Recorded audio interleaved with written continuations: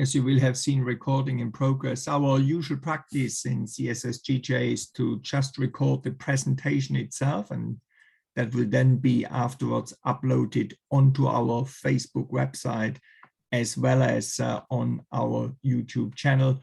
The discussion, question, answers afterwards, however, won't be recorded. I hope that's acceptable to everyone.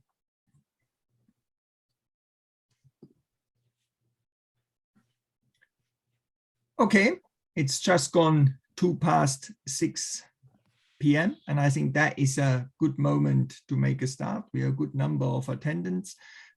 My name is Andreas Bieler. I'm one of the co-directors of the Center for the Study of Social and Global Justice, CSSGJ, and it's my pleasure to chair this evening's presentation. Now, before we start, before I introduce our speaker and her paper tonight, just let me say a couple of words about today's industrial action in UK higher education. So at first sight, it would appear strange. Yeah, why are we holding an academic talk on a day where we actually are also on strike?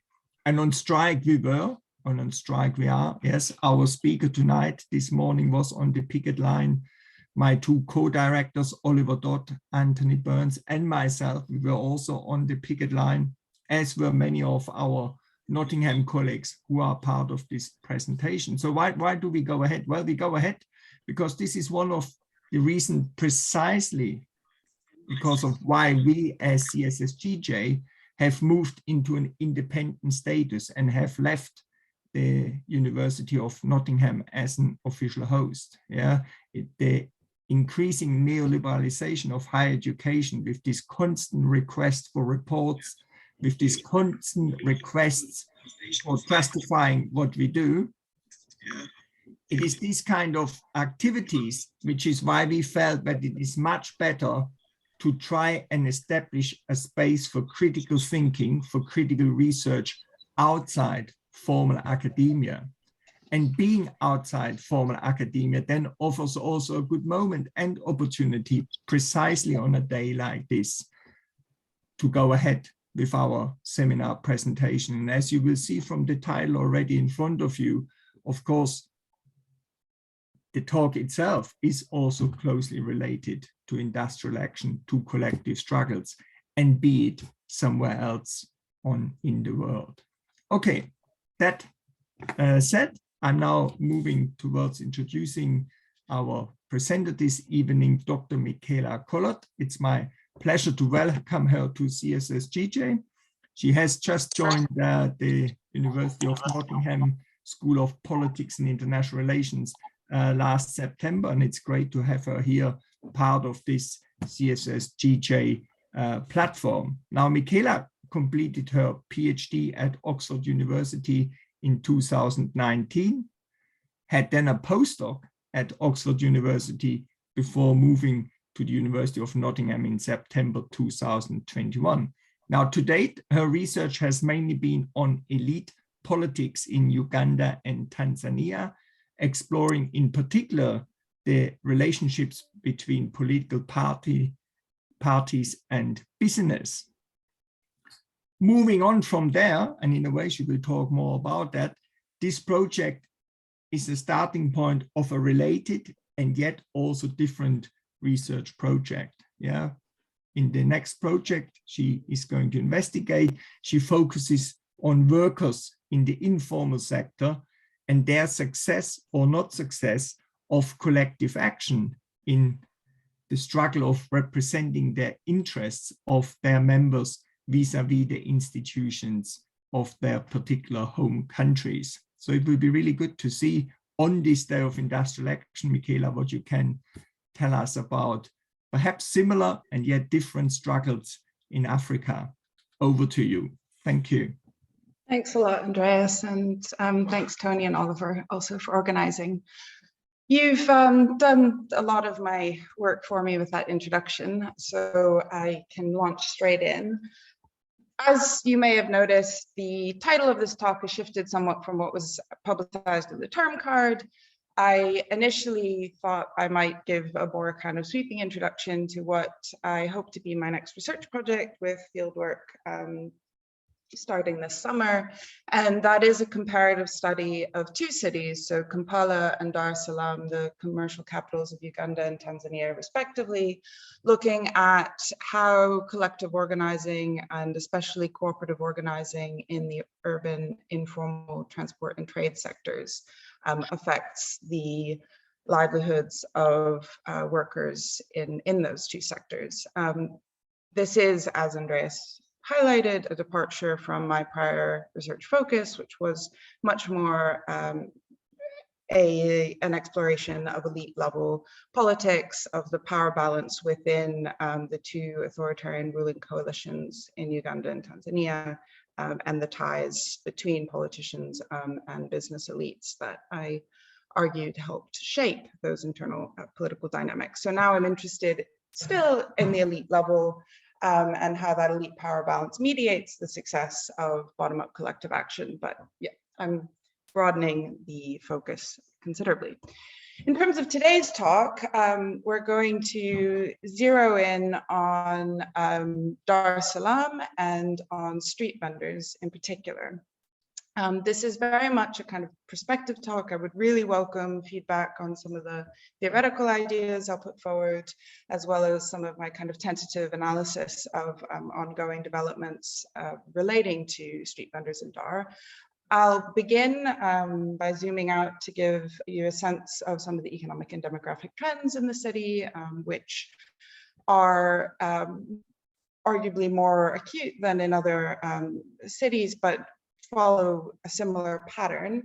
I'll then try to situate my analysis in a broader literature looking at ways of responding to the expansion of urban informal economies and what kind of solutions there might be for improved development, improved livelihoods. I'll then zero in on my own focus, which is on how a class analysis and a focus on collective action can help us make sense of ways to confront contemporary realities and challenges in the informal sector. I'll look through a kind of three-part theoretical focus, examining the material basis of class and class relations, ways of understanding class identity and organizing, and then again, how this is mediated by an urban power balance. I'll then move on to the Tanzanian case, which has been in recent days even developing in fairly dramatic directions. So, general trend across the region, certainly in Dar es Salaam, is towards rapid urbanization and an expansion of the urban informal economy. You can see in the graph to the right that this population growth in Dar has been rising exponentially and is projected to continue along that same trend. A lot of this population growth is then feeding into expansion of the informal economy and its absorption of labor. So a survey, the second ever done, but a survey conducted by the National Bureau of Statistics and published last year of Dar's informal sector projects it as contributing 22.5% of the city's GDP, as well as absorbing roughly 63% of the population, although that precise figure should be taken with a pinch of salt. In any case, it's seen as significantly higher than in some secondary cities in the country, and certainly than at the kind of village level. Now, in terms of drivers of this rapid urbanization and informal economic expansion, crucially, it is not industrialization. So generally, analyzing growth in cities in the global south, scholars emphasize how it departs from the kind of conventional pattern associated with urbanization in a kind of industrializing European context. So we're not seeing structural transformation and an increase in formal jobs accompanying this growth. Rather, historically, there's been a large emphasis on rural-urban migration as a driver, and increasingly, scholars are highlighting that demographic growth within cities themselves is a key driver. Now, this is significant insofar as historically there was an understanding that migration back to a rural village could be a kind of social safety net, a source of a kind of family welfare that people could turn to in economic downturns or in old age.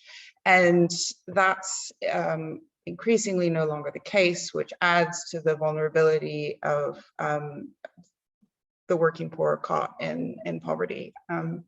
Now, also, we need to point to historical legacies, which include colonial urban planning, which segregated cities, segregated Dar into 3 zones, a kind of European-dominated and Asian-dominated, and the largest, but largely unplanned, African-dominated. And that pattern has, in terms of residency and kind of a sort of racial segregation, continues to this day to some extent.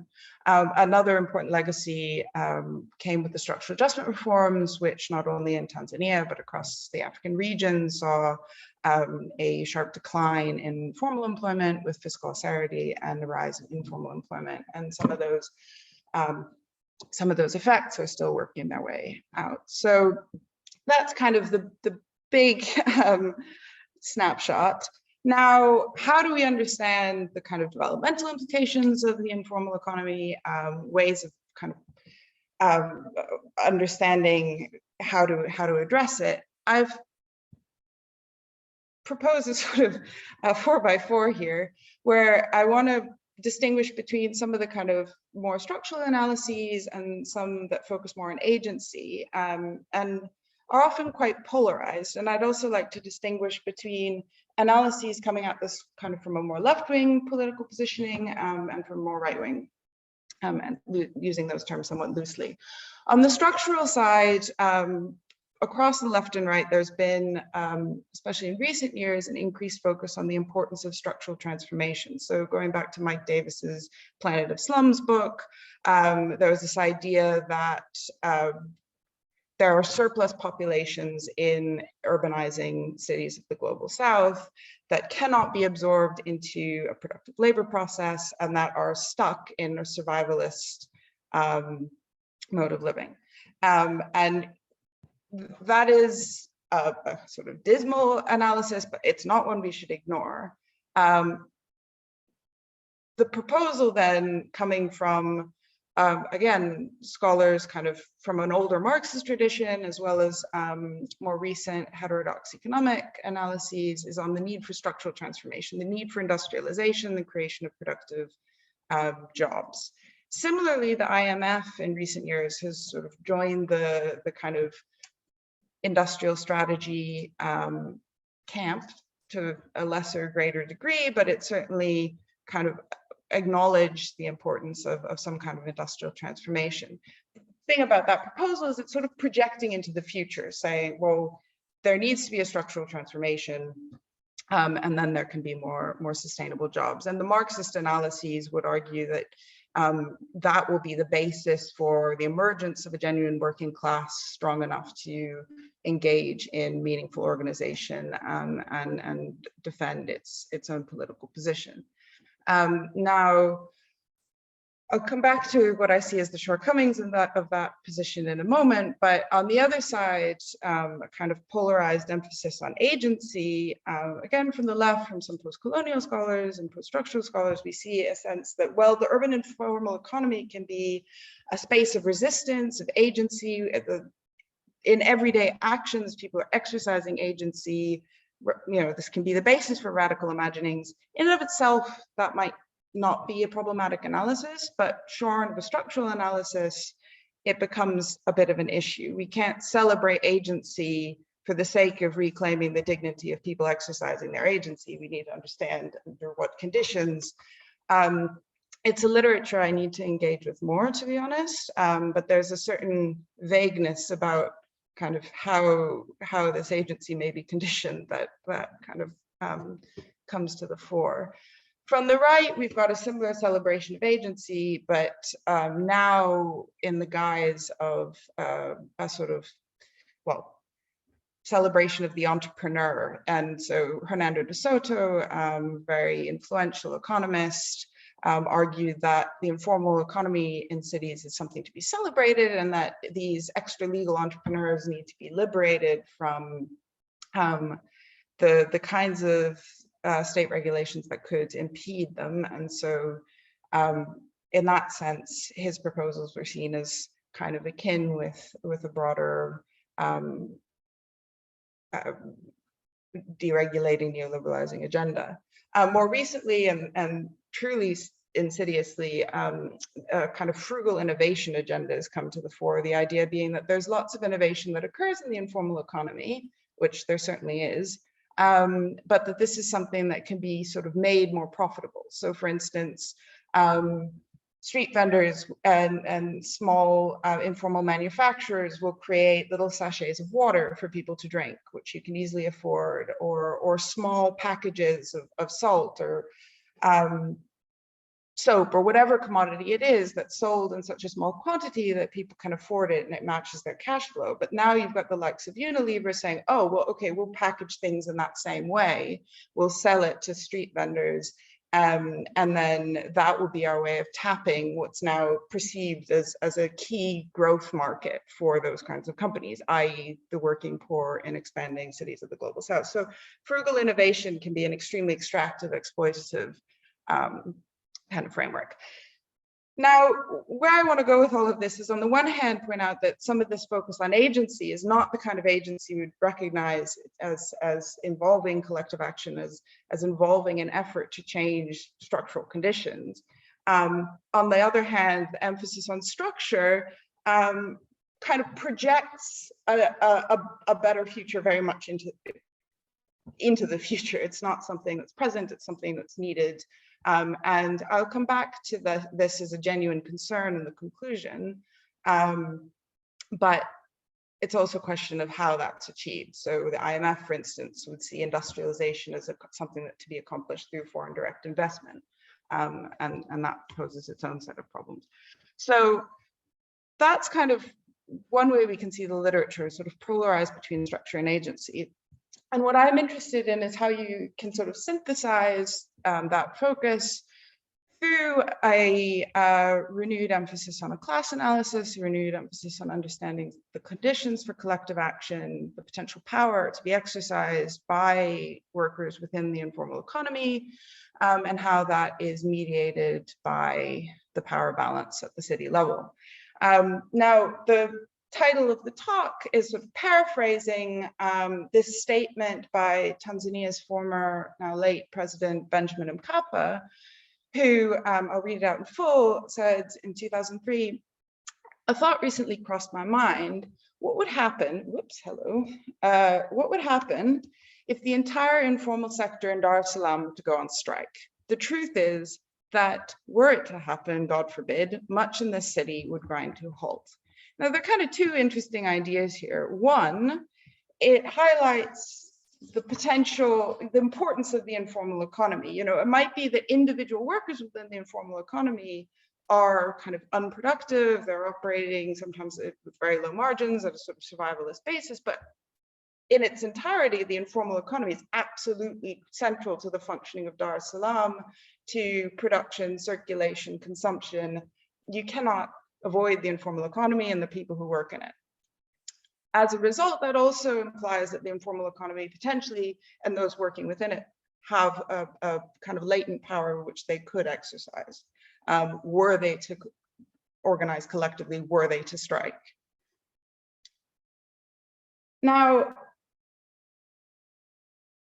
what I will focus on in terms of urban politics is this idea of a kind of constant struggle over accumulation and dispossession, one that is generally biased towards the middle class, an elite, be it political or economic. And this differs a bit from a lot of the focus in political science and urban studies. Much of the literature is kind of very electoralist, trying to understand who wins elections and why, how opposition parties can appeal to a wide array of voters, how ruling parties can appeal. So this is very much shifting away from that, following in the lines of people like Tom Goodfellow in Sheffield, who talks about political informality and yeah, focusing in on these ongoing everyday contestations over fundamentals of accumulation, dispossession, livelihoods.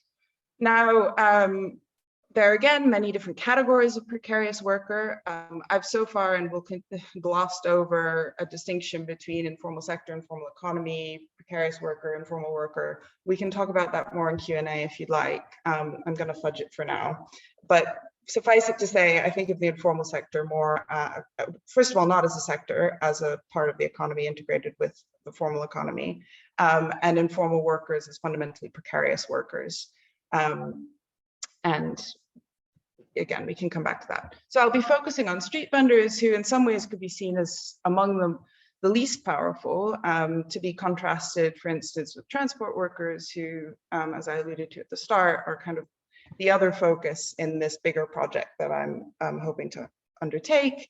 So transport workers have the advantage of a kind of logistical power where they can strike and freeze a city, which they have tried to do in Dar, something that street vendors can't quite manage, but they have other sources of power potentially.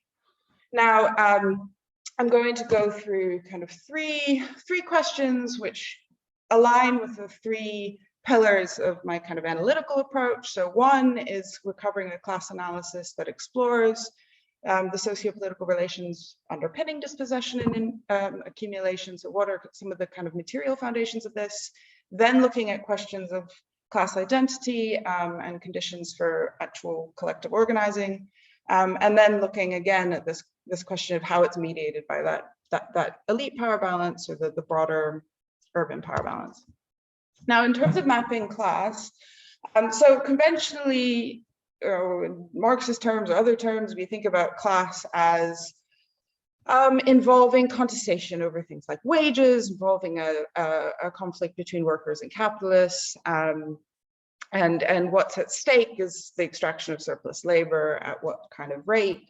As for the role of the state, it kind of mediates through various means, be they coercive, institutional, or other, to favor labor or capital, very often capital, but anyway, it can swing both ways. Now, how do you then think about class in the context of an informal urban economy? Bernstein talks about classes of labor, meaning that there are a lot of different ways that class can appear and that we need to kind of recover the kinds of contestation, the kinds of social relations that underpin this.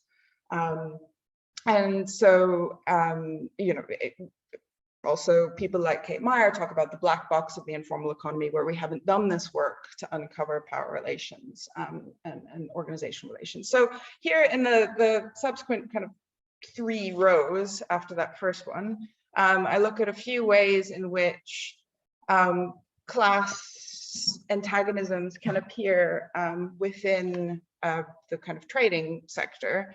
The main one I'm going to focus on in this talk is in the second row. So this idea that a key focus of contestation is access to the street itself, which people like Tom Gillespie and Manchester have talked about as the new urban commons, which are subject to a new kind of enclosure or a new kind of coercive primitive accumulation. Now, the idea of the commons comes from the idea that, you know, if you're able to sell your goods by a bus stand, if you're able to sell your goods by the side of the road, by the side of the street, in front of other formal shops, under an underpass, wherever it may be, then that becomes a kind of commons.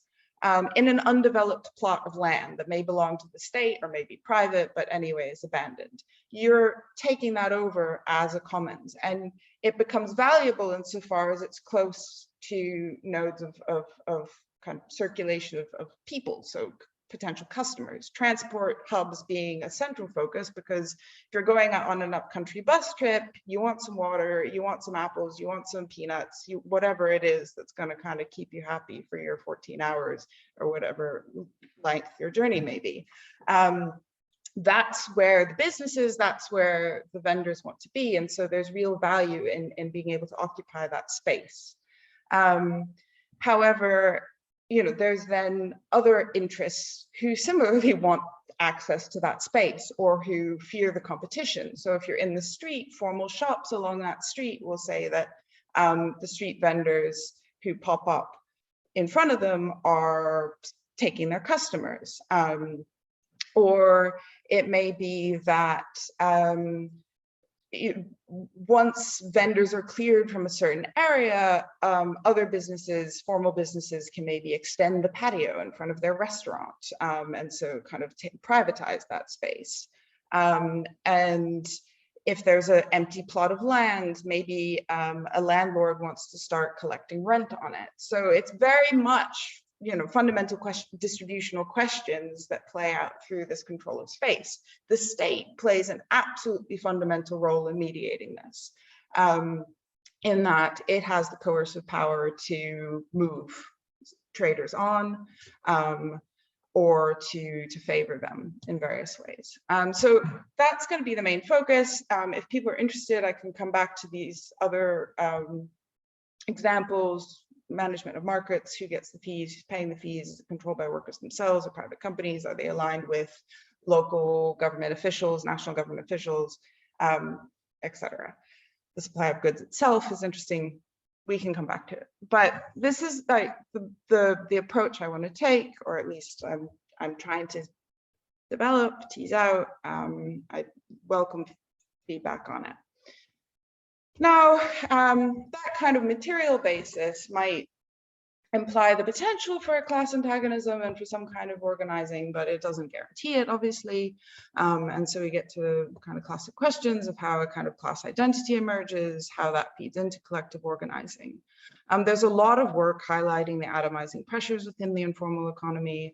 I really recommend Agbegboa in the transport sector. He's done really fascinating work on Lagos, looking at the myriad pressures, some economic and, you know, the very tight margins, some more coercive, that mean drivers and other people involved in the transport sector don't feel able to organize or feel in kind of more direct competition.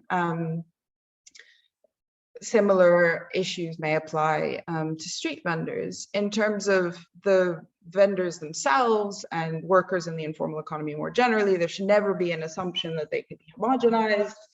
There are many gradations of street vendor. So you can have inequalities in terms of capitalization. There can be some more affluent vendors able to access finance and loans to a higher degree, who are maybe also able to kind of formalize, even though we'd still see them as precarious workers. So they might have a license, they might even pay tax, but they're still vendors, they're still in a precarious position. Often, and that contrasts with people who are probably selling in a different part of the city, not in the central business district of Dar es Salaam, but maybe in Manzese or Sinza, or a kind of more working class area. And they are, you know, they might be mamalishe, who are almost exclusively women, and that's the term for women who basically sell meals, right, beans, whatever else, ugali, to working class clientele, to people who are working in those areas, from those areas. And those kind of women, and this is often very gendered, are at a completely different position, also street vendors, but completely different position from that category I described a second ago. So there's questions of how you navigate those kinds of inequalities and the different organizational options available to them. So this comes back to this idea of classes of labor, and also of the challenge that Harris, White, and Gupta identify, looking at similar questions in an Indian context, namely a struggle over class versus a struggle between classes. The argument being that, you know, consolidating a sense of class for itself is a bigger first challenge than the question of any kind of successful struggle between classes. Now, That being said, collective organizing is actually pervasive. So people form, and the Inkia piece is fascinating for the Dar es Salaam case, but form informal cooperatives, for instance, as trash collectors, as kind of vendors working cooperatively to sort of secure their positions, secure their goods. You also have more formalized organization into associations, into formal registered cooperatives. That might be something more available to a kind of elite within the petty trader world. But that organizing is there. It often does begin as something more like a welfare association or something with immediate kind of business, immediate business focus. So it might be a savings kind of cooperative that's meant to support in case anyone has an issue, anyone has a medical concern. You know, there can be the idea that money could go into business, but it could go towards emergencies as well. And so then there's a challenge of how do you get from the kind of immediate economic and welfare interest, which in and of itself can be extremely important to people's livelihood, but can you get from that to something that can bring about more of a political change, has political power, has an ability to kind of convene and mobilize, in whichever way may be effective. So those are some of the ways I want to look at it. It's still in very early days in terms of how I'm thinking through some of this, and it will be a major focus of field work. So again, welcome thoughts and feedback and insights of any kind. But this brings me to the kind of third analytical pillar, which is maybe where I'm a little bit more unfamiliar terrain in terms of my past work. But this is where we look at the post-colonial state as its own terrain of contest. And that kind of idea appears in certain Marxist state theory, but which has been influential amongst scholars from the region, but also kind of political sociology literature, as well as a more recent political settlements literature, which some people may be familiar with, but has been quite popular in recent years. Now, in terms of looking at this idea of the state as a terrain of contest, one important question is, what is this balance of power at the elite level? So my own work looks a lot more at what's happening within ruling coalitions rather than necessarily what's happening between the ruling coalition and the opposition. But ruling coalitions vary dramatically between country and within country over time in terms of what the distribution of power is within them, who are the close allies of the leader at the time. So Tanzania has had the same ruling party, well, since 1977, in some ways since independence, but the parties of Tanganyika, what was mainland Tanzania and Zanzibar, merged in 1977 to form what's now Chama cha Mapinduzi, Party of the Revolution. But in any case, that party has not remained the same in terms of its internal organization over that period. And it hasn't remained the same in terms of its internal organization over the past 10 years. And that's been really important in terms of, as we'll see momentarily, what sorts of political challenges market vendors, street vendors face. So yeah, that's one focus. The opposition, the formal opposition does matter, and the balance of power between the kind of ruling coalition and the opposition will be another important dimension to look at. But what then, what then does this mean for informal workers? When might they gain more leverage? So yes, competitive elections can be a source of leverage if it means that both the ruling and opposition parties think that they need to appeal to the majority of voters in urban areas, i.e. those working in the informal economy. But again, that sort of electoralist focus, which has preoccupied a lot of the political science literature, is certainly not where we should stop. And just banged on about for a little while, what's happening in the ruling coalition matters immensely. And so one thing I'll explore in a minute is how a narrowing of the kind of elite base of the ruling coalition can motivate appeals, efforts to legitimate those rulers or that leadership with a more popular base. So that's one example. Finally, the organizational power of workers themselves matters, how much bottom-up pressure they can apply in what direction. Now, in terms of the strategies of the state, they're many and varied, selective co-optation of working class leaders, outright repression, concept of forbearance, which Holland has looked at more in a Latin American context, but which is basically selective lenience in applying the law, but which can be used to reward political allies, and then various forms of active support, more programmatic interventions, which we will also have a look at. So that's the framing. Look at the material basis of class, conditions for class identification, class organization, and how all of this fits into an urban power balance. Now, meant to be about Dar es Salaam, meant to be about Tanzania, and what I'm going to be looking at is basically changes between the presidencies of the late John Magufuli, pictured to the left, and his successor, Samia who took over in last year, in 2021, when Magufuli passed away. So she was his vice president.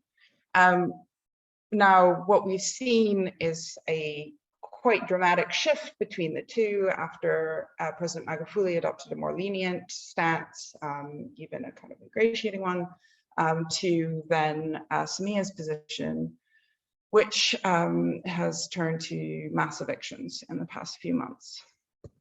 Now, just very briefly to kind of situate this, petty traders, street vendors, I'm using these terms somewhat interchangeably, they have faced historically, from the colonial period through Tanzania's socialist Ujamaa period, a quite hostile environment. So they were known as wahuni or undesirables under the colonial administration, but the post-colonial government wasn't particularly supportive of urban informal workers either, and focused much more of its kind of socialist project on rural areas. And some of the first experiments with collective villages were actually drew their labor power from urban kind of vagabonds who were taken from the streets of Dar es Salaam to Kilambero and other areas to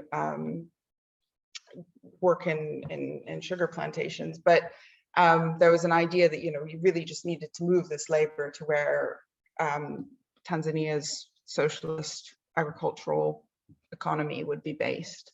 And that focus didn't necessarily shift, but just didn't become tenable really in the 80s with economic crisis, with the imposition of structural adjustment reforms, and with the changing demographic and economic trends, which I alluded to earlier, namely the beginning of much more rapid urbanization and the expansion of the urban informal economy. So the kind of socialist focus on collective villages went away, and you started to have this very permanent presence of a large informal economy and working poor in cities. And so from then we started to see this striking oscillation between more tolerance of urban, of street traders, and periodic crackdowns.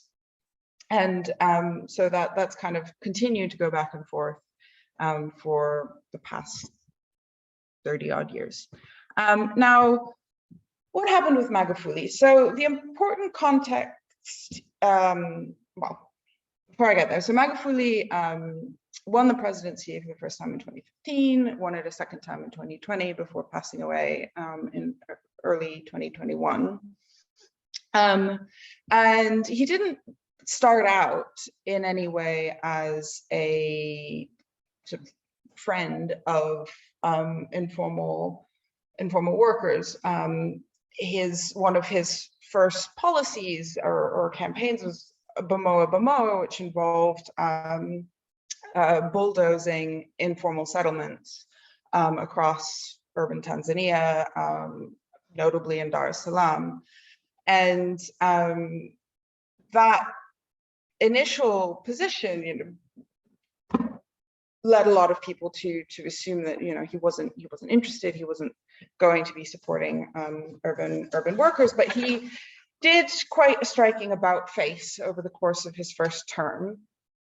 And he, in 2018, brought in what was seen as a kind of historic policy, which was these new IDs, which traders could buy for 20,000 Tanzanian shillings, which in today's money is approximately £6, so not cheap. But the idea was that if you have one of these IDs, you can go basically anywhere. And so it was seen as very freeing to traders. And my understanding is they also started to be given out, so it wasn't like everyone was even paying for them, meaning that traders had a kind of access and relative protection which they'd lacked in the past. So this was a kind of forbearance or tolerance, or we might even see it as more of an institutionalized effort to support informal traders.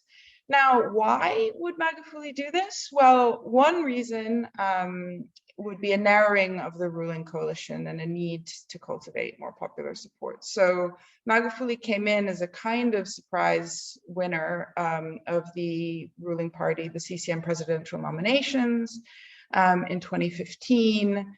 Two rival factions within the ruling party knocked each other out of contention, and he kind of came in as this underdog, but without a strong base of support that he could really call his own within the party. And also this quite pronounced vacuum, because one of the major factions that had been defeated in the nominations process then saw its kind of lead figure, Edward Lowassa, defect to be the opposition presidential contender. So within CCM, there was suddenly this kind of vacuum and potential for quite dramatic change.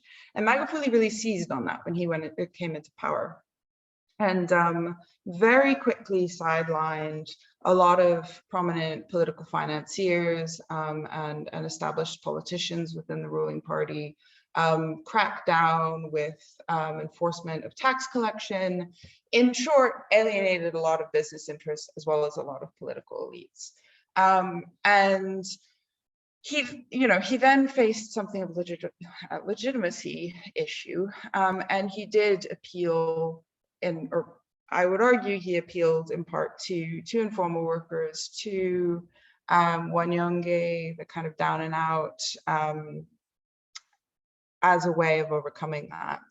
There were also ideological elements, though, to it, seemingly, and a little bit of a hodgepodge in terms of the ideas feeding into that, but certainly partly influenced by his Secretary General, Bashir Ali, who came from a sort of leftist socialist intellectual tradition in Tanzania around the University of Dar es Salaam. And so he was, again, an increasingly influential advisor. There's also some sense that kind of more bottom-up organizing and pushback, in a sense that, you couldn't take urban support for granted, was going to be important. This also important, which I glossed over, this reaching out to a kind of urban base, popular base, came as the opposition was being repressed as never before since the return of multi-party politics. And indeed, in the 2020 elections, the opposition was nigh on annihilated from representation in Dar es Salaam after reaching a high water point in terms of its electoral success in 2015. So it's not like we can see tensions from the opposition as necessarily, or competition from the opposition as being a key driver here.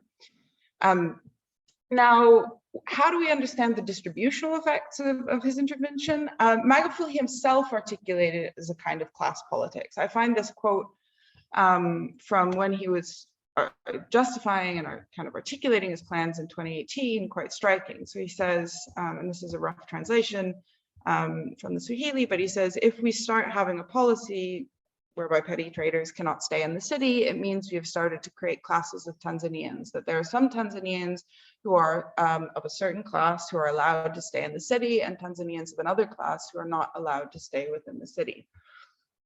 Now, you know, that in some ways aligns with that theorization of the contestation of space, control of space, control of the commons, or enclosure of those commons as a kind of class politics. Magufuli certainly saw it as that. So did a lot of traders who saw him as actually taking their side. And in many ways, analysts of this policy in Dar have suggested that you know, it did actually accentuate a kind of class tension and consolidate that as a key cleavage, i.e. the tension between kind of more informal traders and those who stood to lose out as a result of their increased kind of right to the city space. But traders themselves saw it as a huge fillip and as a kind of recognition of their value, as implied in that last quote on the slide. There's a lot of reports suggesting that it really fed into a kind of renaissance in organizing at that lower level, and in efforts to try to create stronger associations, stronger cooperatives. This is something, again, that I'm interested in researching, that others are researching, and that will be a focus of further fieldwork. Now, what happens with Samia? So she comes in, as I said, in early 2021, and not right away, but starting in September, announces a new campaign of essentially mass evictions. And this then played out through September, October, November, December, and is still being kind of policed and enforced across Tanzania, so not just in Dar es Salaam. But this meant moving traders on, not only from the streets of Kariakoo, say the kind of biggest market area in Dar es Salaam, but also from Ubungo, the bus depot for trips going up country, moving people on from Daladala stands, so the city bus stands, from basically all areas where they weren't seen as having a kind of as having a designated zone that was theirs. This was a process that involved co-optation of a lot of leaders, as well as a very kind of violent coercive interventions, and burning of people's goods, you know, physically moving them on from the sites where they were working. You know, this is continuing now. We're getting more news of people burning workers' goods, enforcing these policies. So I realize I'm chatting for quite a long time, but I'm wrapping up. So in terms of why, Samia has continued a very hostile policy towards the opposition, who are not allowed to hold, the formal opposition, who are not allowed to hold any kind of formal meetings in public, really, or they're extremely limited in that regard. The chairman of what was the leading opposition party is currently on trial with terrorism charges and economic sabotage. That crackdown hasn't changed. But the elite power balance within the ruling party is changing and is broadening to reincorporate many of the figures alienated under Magufuli. My contention would be that does open up space for Samia to rely more on that kind of elite support and the kind of benefits that may mean in terms of using the state to back her up, but also gaining popular support outside of cities beyond this kind of popular base that Magufuli had sought to develop. Again, there are strong distributional effects. There's a clear class politics here. You know, I think I probably don't have to go over all of the details of that. Again, there are anecdotal examples that are quite striking of people being moved away from bus stations, and then a kind of collusion between local political officials, state officials, and say owners of restaurants who then extend their patio to take over the area where informal vendors had been before. Organizationally, this has been devastating in terms of just disorganizing and demoralizing. There's been a pushback in terms of protests, you know, across major city arteries, blockades in some, not in Dar, but in some towns, you know, kind of occupations of city, of state government buildings. But, you know, this is ongoing. The jury's kind of out in terms of what this will mean for the long-term, you know, survival of some of these organizations, and certainly for now, they haven't been particularly successful, except in kind of moderating some decisions around the edges. So, you know, what are kind of more long-term alternatives in terms of the politics of achieving them? That is a huge part of the question, but there are certainly lots of ideas about what a different kind of city could look like, that might feel like there would be a kind of sustainable situation, both, I mean, benefiting the majority of informal workers, but in a way that didn't necessarily elicit ongoing and outright hostility, but kind of institutionalize the rules of the game a bit more. So, you know, there's a lot of writing on the right to the city and on really actively encouraging a kind of urban common. So developing city infrastructure in ways that means that, say, it's a given that you'll have informal vendors by a bus depot or, you know, in areas where they traditionally tend to congregate. A